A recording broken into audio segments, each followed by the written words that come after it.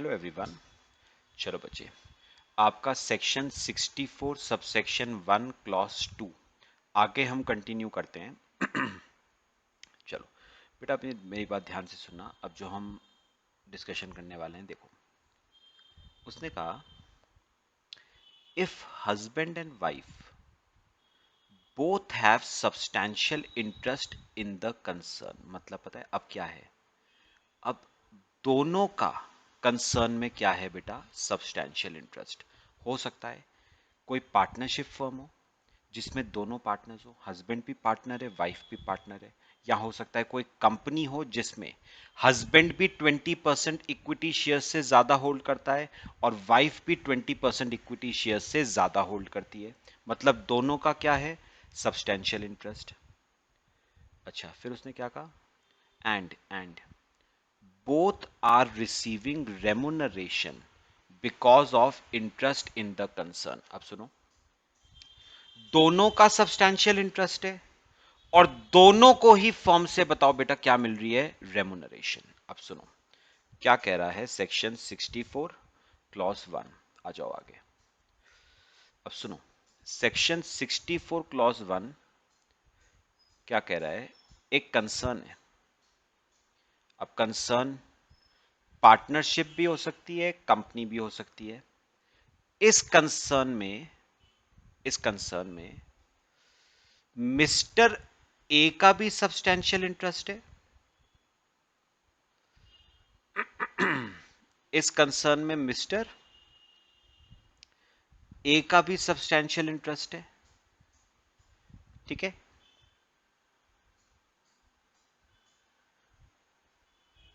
और बेटा इस कंसर्न में ना, इस कंसर्न में मिसेस ए का भी सब्सटैंशियल इंटरेस्ट है। इस कंसर्न में मिसेस ए का भी बेटा क्या है, सब्सटैंशियल इंटरेस्ट। तो दोनों का बताओ कंसर्न में क्या है, सब्सटैंशियल इंटरेस्ट। दोनों का इस कंसर्न में बेटा सब्सटैंशियल इंटरेस्ट है। अच्छा, और और पता है दोनों को ही इस कंसर्न से बेटा क्या मिल रही है, रेमुनरेशन। दोनों को ही इस कंसर्न से क्या मिल रही है, रेमुनरेशन।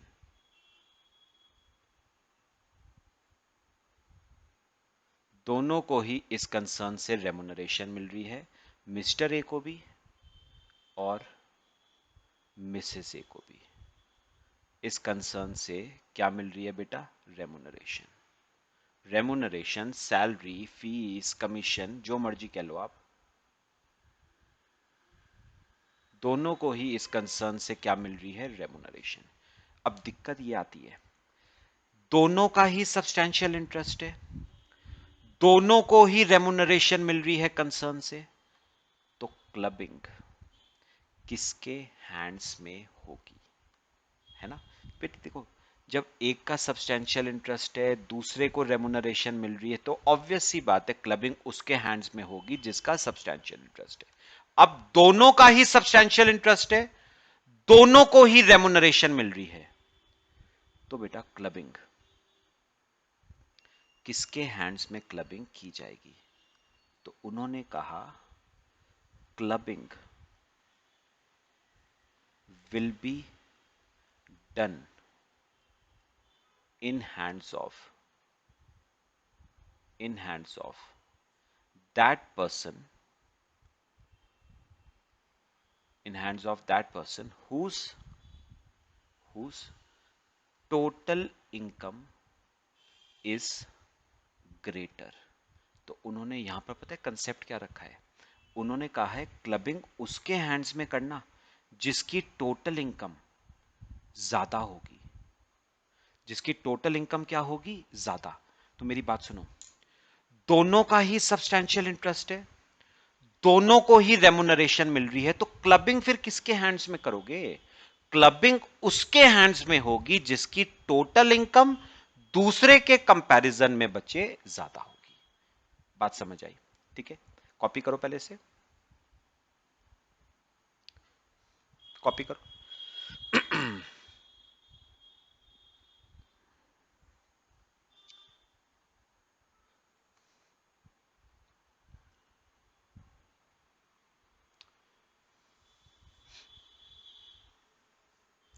सर ना कॉपी कर लो।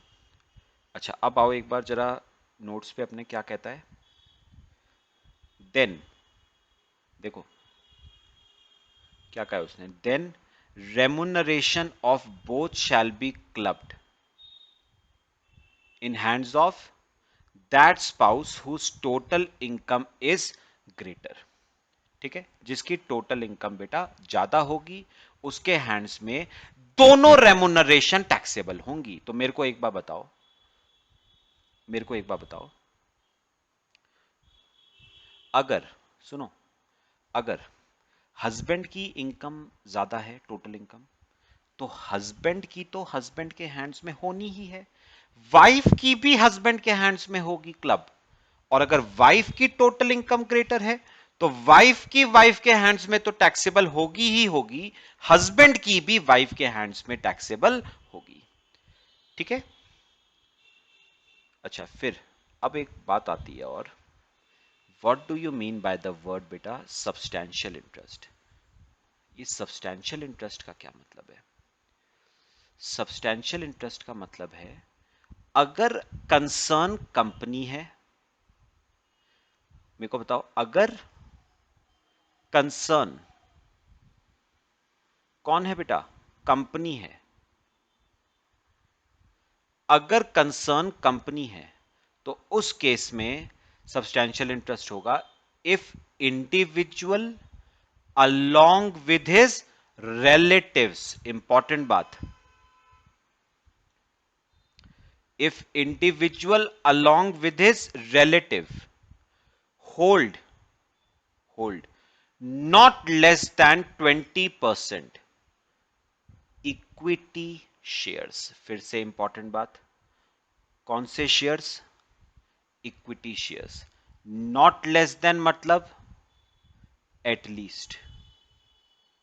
आप कितने परसेंट इक्विटी शेयर्स होल्ड करते हो? 20%। अभी मैं समझाता हूं आपको। और फॉर अदर्स, अदर्स मतलब जैसे पार्टनरशिप फर्म आ गई,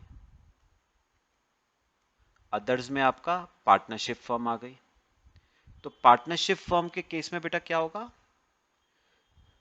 if individual along with his relative is entitled to at least 20% of profits. यहां पर भी word along with his relative है, एंटाइटल्ड टू एटलीस्ट 20% प्रॉफिट्स। समझाओ मतलब आपको? देखो इसी एग्जांपल में जरा देखना, अज्यूम करो, सुनो ध्यान से, अज्यूम करो मिस्टर ए इस कंसर्न में होल्ड करता है, मिस्टर ए की होल्डिंग इस कंसर्न में 15% शेयर्स की है। ठीक है। और मिसेस ए की होल्डिंग इस कंसर्न में बेटा 5% शेयर्स की है। तो मिस्टर ए इस कंसर्न में होल्ड करता है 15%। याद रखना मैं कौन से शेयर्स की बात कर रहा हूं? इक्विटी शेयर्स की। और मिसेस ए इस कंसर्न में होल्ड करती है 5% इक्विटी शेयर्स। अब सुनो, क्या मिस्टर ए का सब्सटैंशियल इंटरेस्ट इस कंसर्न में है या नहीं? तो आप कहोगे सर 20% मिस्टर ए होल्ड नहीं करता, एटलीस्ट 20% होना चाहिए। वो कितने होल्ड करता है? 15। तो मिस्टर ए का सब्सटैंशियल इंटरेस्ट नहीं है। अच्छा मिसेज ए तो सिर्फ 5% होल्ड करती है, होल्ड करना कितना चाहिए था? 20%। यानी मिसेज ए का भी सब्सटैंशियल इंटरेस्ट नहीं है। लेकिन बेटा उसने पता है क्या कहा है? सुनो ध्यान से, उसने कहा है सब्सटैंशियल इंटरेस्ट है या नहीं, उसके लिए मिस्टर ए की होल्डिंग के अलावा उसके रिलेटिव्स की, मिस्टर ए के रिलेटिव्स की होल्डिंग को भी देखना है। ऐसे ही मिसेस ए की होल्डिंग के अलावा उसके रिलेटिव्स की होल्डिंग को भी देखना है। खाली मिसेस ए की नहीं देखनी है, मिसेस ए प्लस उसके रिलेटिव्स की होल्डिंग को देखना है। ऐसे ही मिस्टर ए प्लस उसके रिलेटिव्स की होल्डिंग को देखना है। अभी सुनो, अब वही बात आती है ना, रिलेटिव्स में कौन कौन आएगा, ये देखो रिलेटिव में कौन कौन आएगा। तो बेटा रिलेटिव में हस्बैंड आएगा, यानी सिंपल वर्ड्स में मैं बोलता हूं, हस्बैंड की जगह ना बेटर वर्ड है स्पाउस। स्पाउस, स्पाउस आएगा, आएगा या आएगी। तो हस्बैंड वाइफ की जगह आप एक वर्ड कहो स्पाउस, ठीक है। ब्रदर, सिस्टर और एनी लीनियल असेंडेंट और डिसेंडेंट ऑफ द इंडिविजुअल। मैंने आपको बताया है ये असेंडेंट कौन होते हैं, पास्ट जनरेशन, मतलब आपके पेरेंट्स, फादर मदर, वो आपके असेंडेंट्स हैं।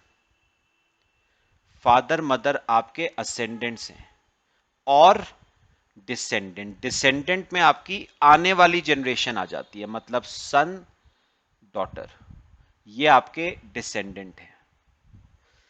तो पता है उन्होंने क्या कहा, उन्होंने कहा अगर आपको सब्सटैंशियल इंटरेस्ट निकालना है ना मेरा, तो मेरी होल्डिंग तो होनी ही चाहिए, मेरे साथ साथ मेरे रिलेटिव की होल्डिंग भी होनी चाहिए। अब सुनो, अब देखो यहां पर देखना, तो मेरे को बताओ मिस्टर ए की होल्डिंग इस कंसर्न में बेटा कितनी है, 15%। और बताओगे मिस्टर ए के रिलेटिव की होल्डिंग कितनी है। सुनो, रिलेटिव में कौन कौन आता है, spouse, brother, sister, parents, children, है ना, सिंपल वर्ड्स में बताया। तो मेरी स्पाउस कितने होल्ड करती है, 5%। तो वो भी तो मेरा रिलेटिव है स्पाउस, तो उसकी होल्डिंग है 5%। यानी मुझे बताओ मेरी टोटल होल्डिंग, मेरी टोटल होल्डिंग इस कंसर्न में बेटा कितनी आती है, 20%। और अगर होल्डिंग 20% या उससे ज्यादा है तो माना जाएगा आपका उस कंसर्न में क्या है, सब्सटैंशियल इंटरेस्ट। सेम बताओ मेरे को, सेम बताओ वाइफ के लिए बताओ, वाइफ कितना होल्ड करती है, 5%। और बताओगे वाइफ का रिलेटिव यानी उसका हस्बैंड कितने होल्ड करता है, 15%। तो हस्बैंड होल्ड करता है 15%। तो बताओगे वाइफ की होल्डिंग इस कंपनी में कितनी आ गई बेटा, 20%। तो यानी वाइफ का भी इस कंसर्न में बचे क्या है, सब्सटैंशियल इंटरेस्ट। तो याद रखना सब्सटैंशियल इंटरेस्ट के लिए सिर्फ अपनी होल्डिंग नहीं देखनी है, अपनी प्लस अपने रिलेटिव्स की होल्डिंग को देखना है। और ये जो रिलेटिव है, ये जो रिलेटिव है इसमें बेटा कौन कौन आएगा, रिलेटिव में कौन कौन आएगा बताओ, स्पाउस आ जाएगी सबसे पहले तो, और ब्रदर, और सिस्टर, और पेरेंट्स, और चिल्ड्रन। तो ये सब आपके रिलेटिव की डेफिनेशन में बचे कवर्ड है। ये सब आपके रिलेटिव की डेफिनेशन में कवर्ड है। तो जब मेरा सब्सटैंशियल इंटरेस्ट निकालोगे ना, तो मेरी होल्डिंग तो होनी ही चाहिए, प्लस उसमें रिलेटिव्स की होल्डिंग को भी ऐड करना है। रिलेटिव्स की होल्डिंग मतलब मेरा उसमें क्या है, सब्सटैंशियल इंटरेस्ट। तो मुझे एक बात बताओ, मैं एक चीज बताऊं आपको, एक क्वेश्चन आपको कराता हूं। चलो देखो, ए और मिसेज ए, अब सुनना, देखो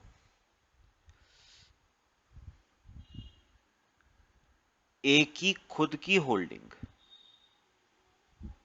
उस कंसर्न में है 5% की, फादर की होल्डिंग 6% की, फादर की होल्डिंग है 6% की, ब्रदर की होल्डिंग है 2% की, सिस्टर की होल्डिंग है 4% की। ठीक है। अच्छा, अगर मैं मिसेज ए की बात करूं, सुनो ध्यान से, मिसेज ए की बेटा ओन होल्डिंग, खुद की होल्डिंग उसकी 6% की है। मिसेज ए के फादर की 4% की है। मिसेज ए के ब्रदर की 5% की है। मिसेज ए के सिस्टर की 3% है। ठीक है, अब मेरे को बताओ, जरा सुनना बात, मुझे एक बात का जवाब देना। मुझे बताओ, ए की होल्डिंग 5, फादर की 6, 11, ब्रदर की 2, 13, सिस्टर की 4, कितनी हो गई ए की होल्डिंग? 17 है ना, अभी तक 17। मिसेज ए की कितनी होल्डिंग हो गई? खुद की 6 प्लस फादर की 4, 10, ब्रदर की 5, 15, सिस्टर की 3, 18। तो ए की होल्डिंग हो गई फिलहाल 17% की, और बी की, मिसेज ए की होल्डिंग हो गई फिलहाल 18% की। लेकिन याद रखना, ए की होल्डिंग में ना बेटा उसकी स्पाउस की होल्डिंग भी काउंट होगी। और बताओगे उसके स्पाउस की होल्डिंग कितनी थी? 6%। भाई स्पाउस भी तो रिलेटिव है। स्पाउस की 6%, तो 17 प्लस 6 मतलब ए की होल्डिंग हो गई 23%। ठीक है। अच्छा, अगर मैं बात करूं, मिसेज ए की होल्डिंग अभी तक कितनी है? 18 प्लस मिसेज ए के स्पाउस की भी तो लेनी पड़ेगी। मिसेज ए के स्पाउस की मतलब मिस्टर ए की कितनी है? 5%। तो वो भी तो ऐड करोगे 5%। तो 18 प्लस 5%, तो मिसेज ए की भी कितनी हो गई? 23%। क्योंकि दोनों की होल्डिंग 20-20% से ज्यादा की है, तो माना जाएगा उनका कंसर्न में क्या है? सब्सटैंशियल इंटरेस्ट है। ठीक है बेटा, तो याद रखना, सब्सटैंशियल इंटरेस्ट के लिए सिर्फ मेरी होल्डिंग नहीं, मेरी प्लस मेरे रिलेटिव्स की होल्डिंग को देखना है। कॉपी करो बेटा, फिर आगे चलते हैं।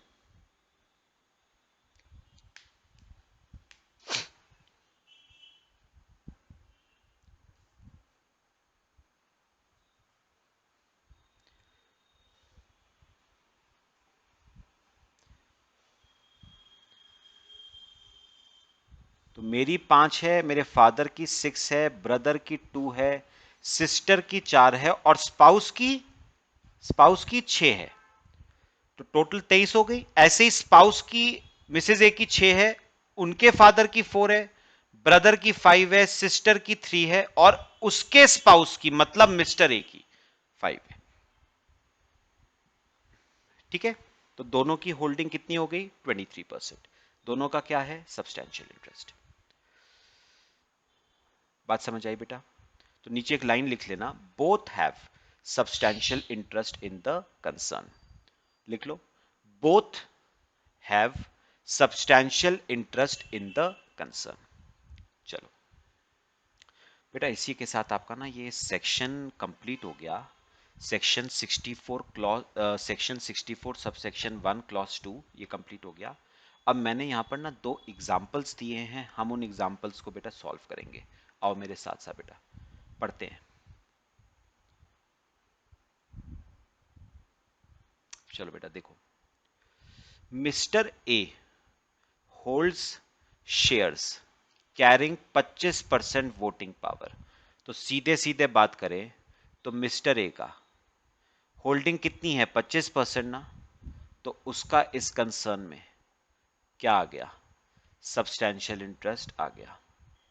ठीक है, फिर देखो, Mrs A is working as a computer software programmer in X limited at a salary of 30,000 per month. तो मुझे बताओ, जिस कंसर्न में मिस्टर ए का सब्सटैंशियल इंटरेस्ट है, उसी कंसर्न से मिसेस ए को सैलरी मिल रही है 30,000 पर मंथ रुपीस की।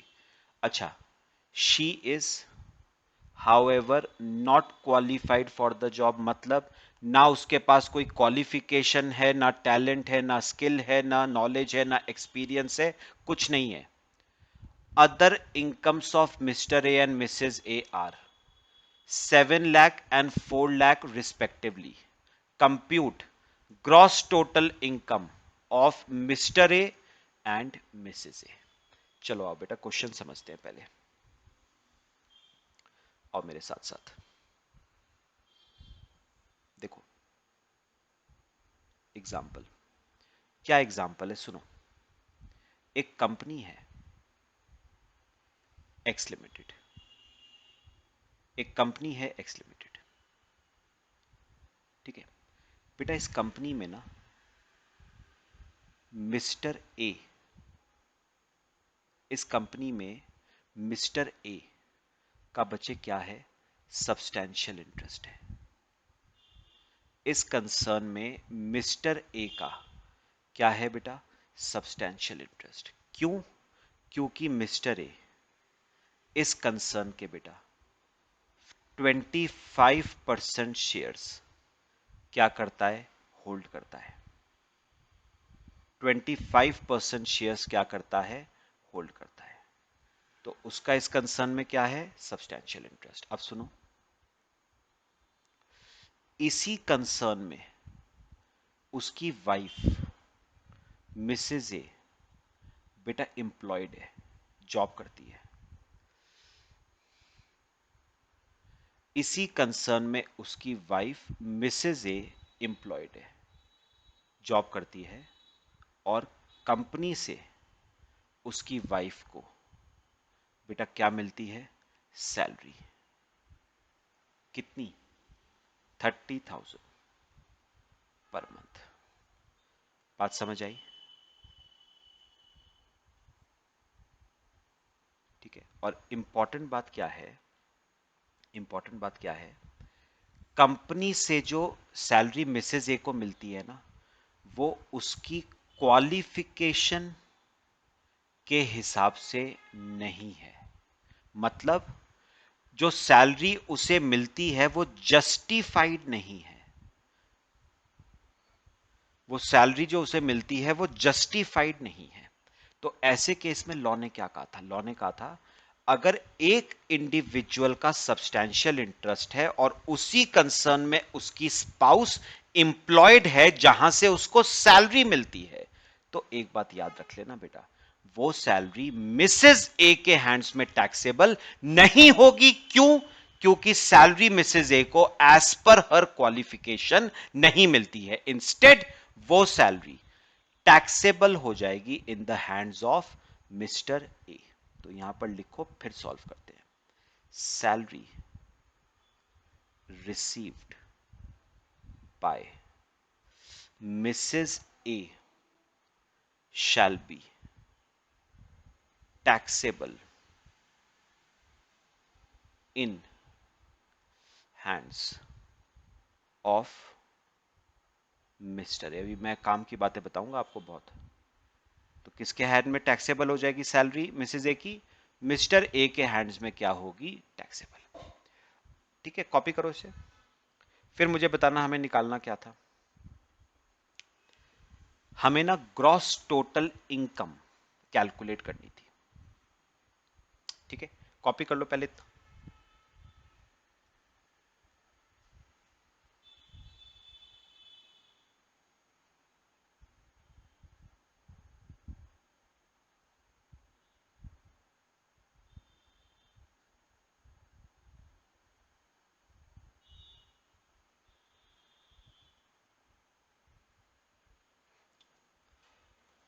चलो, अब मुझे बताओ आपको मिस्टर ए और मिसेज ए की क्या निकालनी थी, ग्रॉस टोटल इनकम। बनाओ बेटा statement.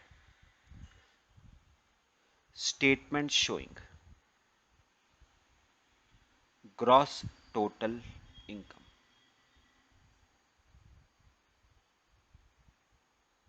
Statement showing gross total income. चलो बनाएंगे दो कॉलम, मिस्टर ए और मिसेस ए। अच्छा, ग्रॉस टोटल इनकम कैसे निकालते हो? पांचों हेड्स को ऐड अप करके। पहला हेड कौन सा आता है? सैलरी। अच्छा मुझे बताओगे यहां पर सैलरी किसको मिल रही थी? मिसेस ए को। लेकिन क्योंकि वो सैलरी मिसेस ए को एज पर हर क्वालिफिकेशन नहीं मिल रही है, तो वो सैलरी मिसेस ए के हैंड्स में बेटा टैक्सेबल नहीं होगी, इंस्टेड मिस्टर ए के हैंड्स में टैक्सेबल होगी। कितनी सैलरी मिल रही थी? 30,000 rupees per month. Inner column में लिखना, यानी साल का 3,60,000। बात समझ आई? एक इंपॉर्टेंट बात जो भूलना नहीं है बेटा, सैलरी चैप्टर आपने पढ़ा हुआ है, ये 3,60,000 तो हो गई बेसिक सैलरी। इसमें कुछ चीजें ऐड भी तो होती थी। डेयरनेस अलाउंस नहीं मिल रहा है, बोनस कमीशन नहीं मिल रहा है, अलाउंसेस, परक्विजिट्स, रिटायरमेंट बेनिफिट कुछ नहीं मिल रहा है, और माइनस। बेटा आप डिडक्शंस अंडर सेक्शन 16 भी तो माइनस करते थे। उसमें से याद करो बेटा, पहली कौन सी डिडक्शन थी? Standard deduction. कितने रुपए की? 50,000 रुपए की। तो मिस्टर ए के हैंड्स में कितना टैक्सेबल होगा? 3,10,000। बात समझ आई सबको? पक्का? तो याद रखना, मिस्टर ए के हैंड्स में उतना ही टैक्सेबल होगा जितना मिसेस ए के हैंड्स में होता। हो नहीं रहा है वो अलग बात है, लेकिन जितना मिसेस ए के हैंड्स में टैक्सेबल होता, उतना ही टैक्सेबल होगा मिस्टर ए के हैंड्स में, 3,10,000। अच्छा पढ़ना क्वेश्चन में और क्या क्या है। इसके अलावा 7 लाख रुपए और 4 लाख रुपए की अदर इनकम से।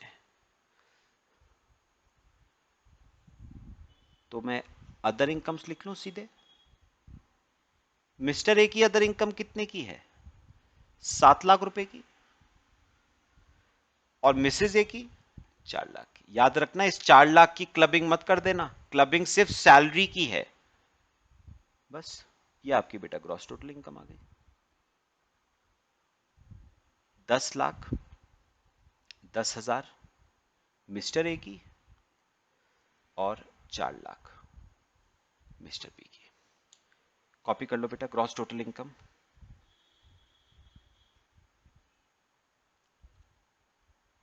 कॉपी कर लो gross total income.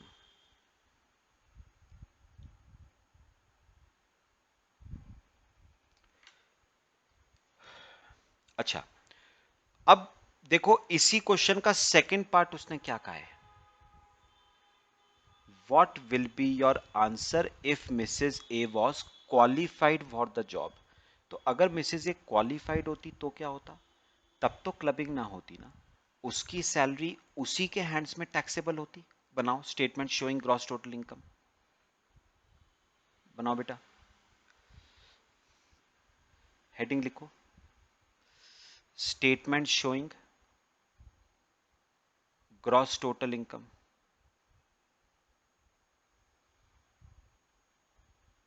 Mister A और मिसेस ए। सबसे पहले कौन सा हेड है बताओ? सैलरी। अच्छा बताओगे, मिसेज ए को जो सैलरी मिल रही थी वो एज पर हर क्वालिफिकेशन मिल रही थी, तो याद रखना क्लबिंग नहीं होगी। तो वो सैलरी मिस्टर ए के हैंड्स में टैक्सेबल नहीं होगी, इंस्टेड मिसेज ए के हैंड्स में ही टैक्सेबल होगी। कितनी? 3,60,000 माइनस करना नहीं भूलना 50,000 का स्टैंडर्ड डिडक्शन, तो 3,10,000 मैं ब्रैकेट में लिख देता हूं, आफ्टर स्टैंडर्ड डिडक्शन ऑफ ₹50,000।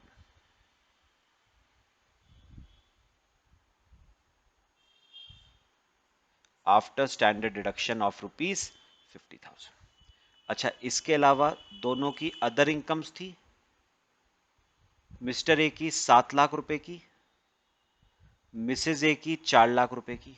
बस एड अप कर दो, ये ग्रॉस टोटल इनकम आ गई। मिस्टर ए की 7 लाख और मिसेज ए की 7,10,000। बस ये आपकी ग्रॉस टोटल इनकम आ गई दोनों की, 7 लाख और 7,10,000। ये आपकी ग्रॉस टोटल इनकम। ठीक है, तो कॉपी कर लो बेटा, एक एग्जांपल और कर लेते हैं फिर।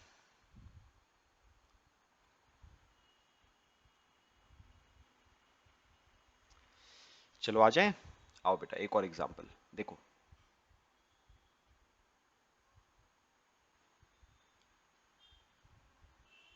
देखना बेटा, Mr B hold shares carrying 30% voting power in Y limited, यानी याद रखना मिस्टर बी का क्या है, सब्सटैंशियल इंटरेस्ट।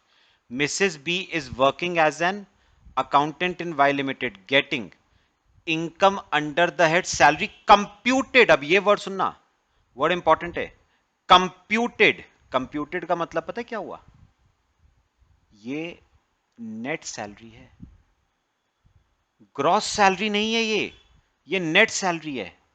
इसका इंप्लीकेशन क्या है, this is already after standard deduction of 50,000। मतलब इस सैलरी पे अराइव करते समय हम सारे डिडक्शंस सेक्शन 16 के, तीन थे ना, standard deduction, entertainment allowance, professional tax, सब माइनस कर चुके हैं। तो ये नेट सैलरी है आपकी कितने की, 3,44,000 without any qualification in accountancy. तो याद रखना क्वालिफिकेशन नहीं है उसके पास। Mister B also receives 30,000 as interest on securities. Mrs B owns a house property which she has let out, rent मिल रहा है 6,000 पर एनम का, पर मंथ का, sorry. Compute gross total income of mister B and Mrs B. चलो आ जाओ, आओ बेटा बनाते हैं स्टेटमेंट, सिंपल सा है। देखो बनाओ स्टेटमेंट शोइंग जीटीआई।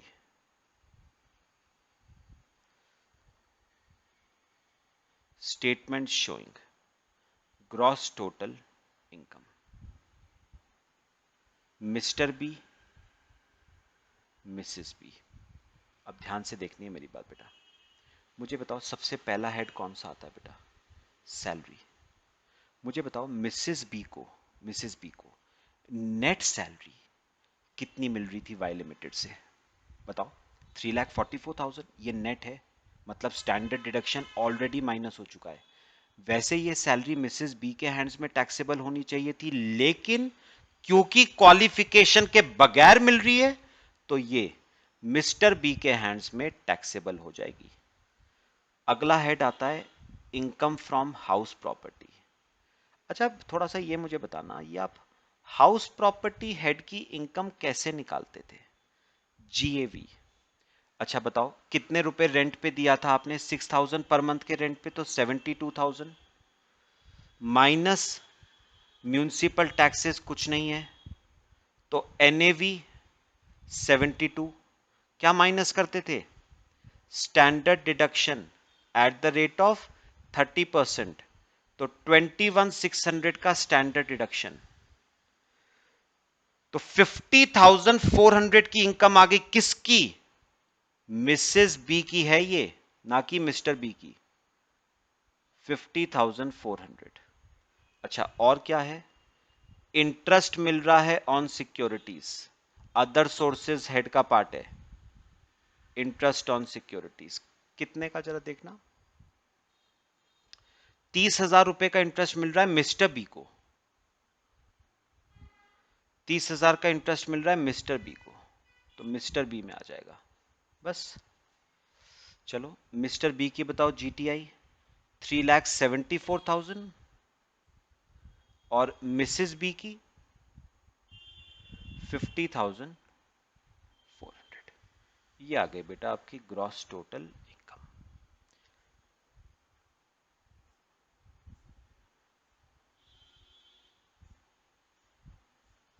लो बेटा ये आपकी आ गई ग्रॉस टोटल इनकम। चलो बाकी हम नेक्स्ट क्लास में डिस्कस करेंगे, कॉपी कर लो इसे।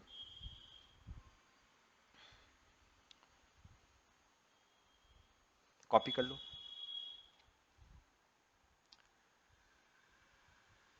तो बेटा आपका ना सेक्शन 64 सब सेक्शन 1 क्लॉज 2 हमारा कंप्लीट हो गया, वेरी वेरी इंपॉर्टेंट।